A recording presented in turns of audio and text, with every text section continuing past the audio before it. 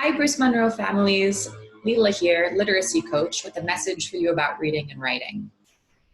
First of all, the most important thing that I want to tell you is that we all know that your most important job right now is to be a caregiver for the students in your home. Nobody expects you to be a professional teacher, and we understand that this time is incredibly stressful already, and the last thing that we want to do is add stress to it. So please just take everything I say in this video that is helpful for you, and then leave anything that's not, or anything that's going to feel stressful. Because like I said, our number one goal right now is just to reach out and say hello, to tell you that we're thinking of you. And my goal right now is to just provide a little bit of background information on the way that our students are used to reading and writing, so that it might be a little bit helpful for you at home.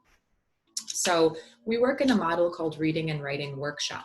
So this means that students are used to having a lot of choice over what they're reading and writing, which is perfect for this time right now, all right? We work with them on stamina, so building up the amount of time that they're focused on their reading and on their writing, little by little, in longer and longer stretches of time.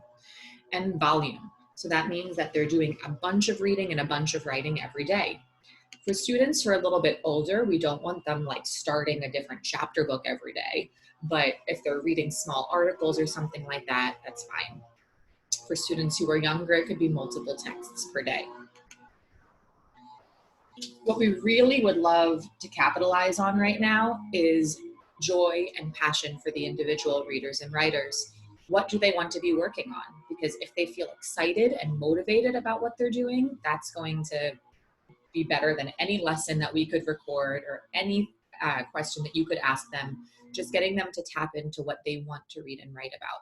And that's perfect because, like I said, that's what they're used to doing at school.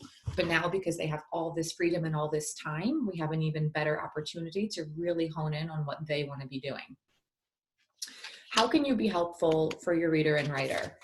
One of the most important things is to help them have a consistent plan for the time that they're reading and writing each day. Something that's reasonable, but having a conversation with them about when in the day they're going to do their reading and writing. A place. Some of us might be used to working at desks, but very rarely, or I guess I shouldn't say very rarely, but not always will a student want to work the entire time at a desk. In our classrooms, they have a chance to explore and to kind of like cozy up with a book in a corner. Some kids like to read on their bellies. Some kids like to be against a wall. So giving them a chance to walk around the space that you live in and choose a reading and writing spot that works for them will be super important. And maybe you can even label it with like a little tape or something saying that this is their exact spot to do their reading and writing. I know that for some of you, you have multiple siblings and multiple people to negotiate with. So maybe making a little plan of who reads and writes where would be super helpful. And an audience.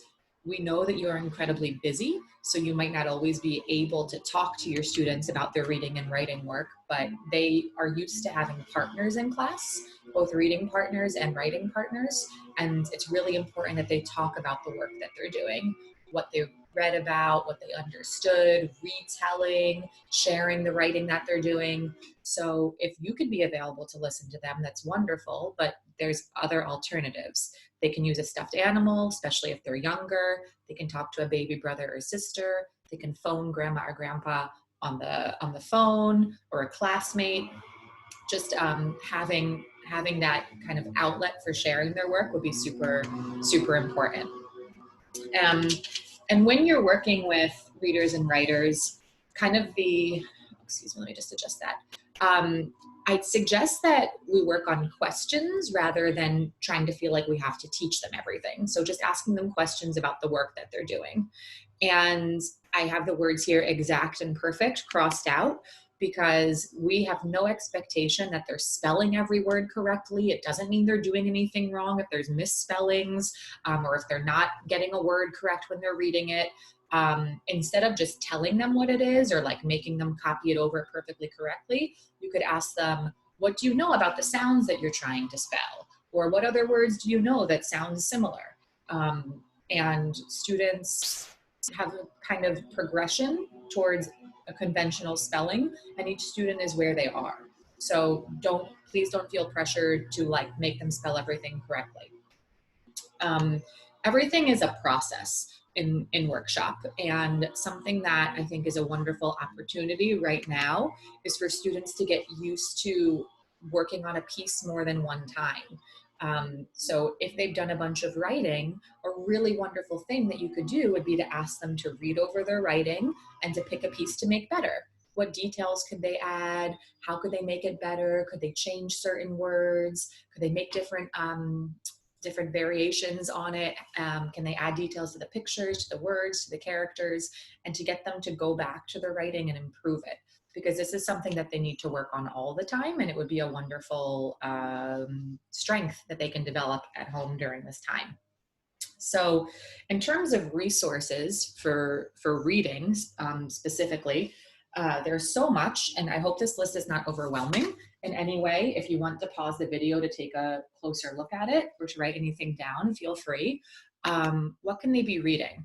Well, at home, there's many different physical things. It does not just have to be a book. I was doing a little scavenger hunt around the house with the 4-year-old that I live with, and we were reading things on paint when we were doing art. We were stopping and looking at the Monopoly cards. Yes, I have a 4-year-old playing Monopoly. Don't judge. We don't have the kids' version at home. We were looking at products in our bathroom and reading the labels, some of our spring seeds that we were planting. Okay, so all different types of things at home, things in the kitchen, labels, signs, magazines, really anything with print on it will do. Like my message is, if they're reading anything, that's wonderful. Okay, if they're reading anything, that's wonderful. And then if you do have more of an access to something like a virtual tool, like a tablet or a computer or something, there's a lot of different ways that they can read online. So your teachers will have been sharing with you how that they can get on MyOn. Many of them are also on Raz Kids. Epic is also a great resource. There's a few more ideas here if you want to take a look at what else is available online. But like I said, there could be so much out there that we get overwhelmed. And the last thing I want you to feel is overwhelmed. The message is reading and writing about something that they're passionate about something that they're excited about. Ask them what they want to learn about, and let them kind of guide it from there. This week we will be getting out some information about an optional Q&A that AP Rachel and I will be hosting. So if you feel like jumping on the line with us and asking more specific questions about reading and writing at home, you can also feel free to email me anytime. I don't have my own class of students right now, so I would be really happy to speak with you about how to make reading and writing more manageable and more meaningful for you at home during this time. I just want to end by saying again what I said at the beginning. You're amazing. You've got this. You're doing an incredible job, and please know that we're here with you, and we miss you very much. Bye-bye.